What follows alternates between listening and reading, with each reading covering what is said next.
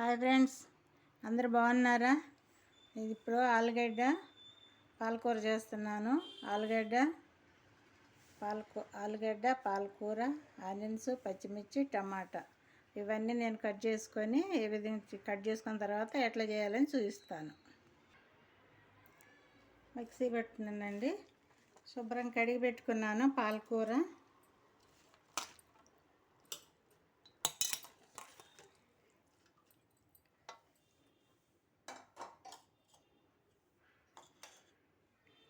Onions, 2 టమాటాలు, పచ్చిమిరపకాయలు. ఈ కారం సరిపోద్ది అనుకొని వేస్తున్నానండి నేను. ఇప్పుడు మిక్సీ పడతాను అన్నిటిని కలిపి. ప్యాన్ పెట్టుకున్నానండి. ఆయిల్ వేసుకున్నాను. కొంచెం నెయ్యి వేస్తున్నాను.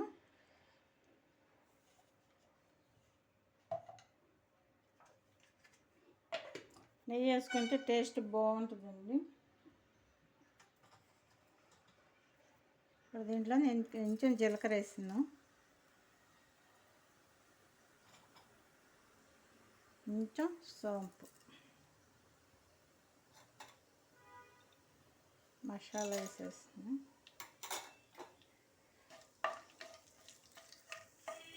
అవి వేగినాయండి. ఇప్పుడు నేను సన్నగా తరిగి పెట్టుకుని ఆలుగడ్డ వేసేస్తున్నాను. ఇవి మగ్గనిద్దామండి.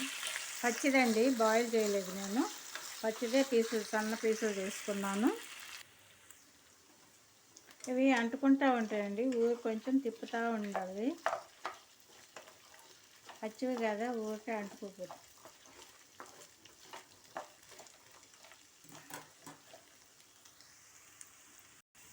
ఇవి ఉడికినాయని చూద్దాము. కొంచెం పెద్ద పీసులు తీసుకొని ఇట్లా నొక్కేమంటే అది ఉడికిందండి. ఇంకొక 2 నిమిషాల నుంచి ఉంచుదాము. ఇంకా 2 నిమిషాలు. ఇందులో కొంచెం పసుపు వేస్తున్నాను.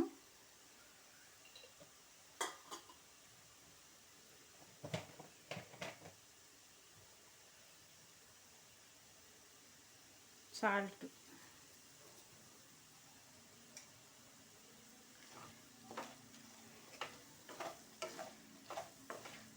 కూడా ఆ పీసులకు పట్టుద్దండి. మనకి ఆలుగడ్డ ముక్కలకు కూడా సాల్ట్ పెడితే తినేటప్పుడు చప్పగా లేకుండా టేస్ట్ బాగుంటుంది. మనకు ఉడికించి చూద్దాము. ఇంకొక పీస్ చూద్దాము. మనం మళ్ళీ కొంచెం ఉడకాలి కదా, పాలకూర అది వేసుకున్నప్పుడు దాంట్లో అది వస్తుంది. మనం దీంట్లో అల్లం వెల్లుల్లి పేస్ట్ వేసుకుందాం.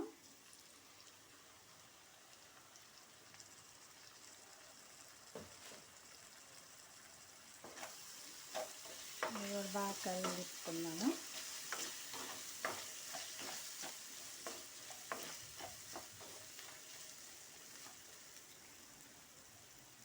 మనం దీంట్లో పాలకూర మనం మిక్సీ పట్టుకున్నాం కదా, అది వేసేస్తున్నాను.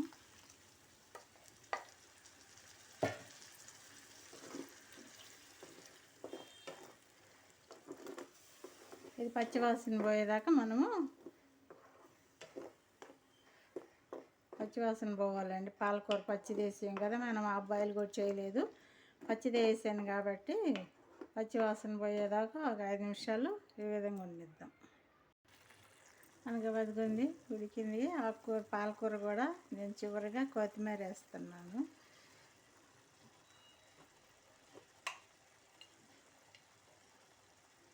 గరం మసాలా వేస్తున్నాను. ఇందాక గరం మసాలా ఏం మర్చిపోయాను.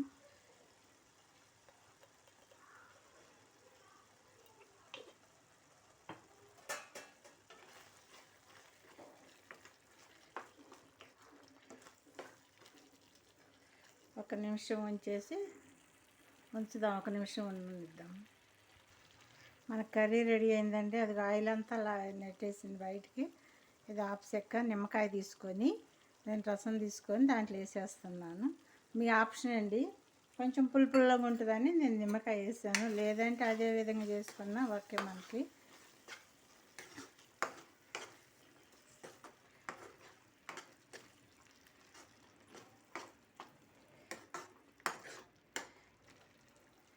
చూడండి ఎంత బాగా వచ్చిందో.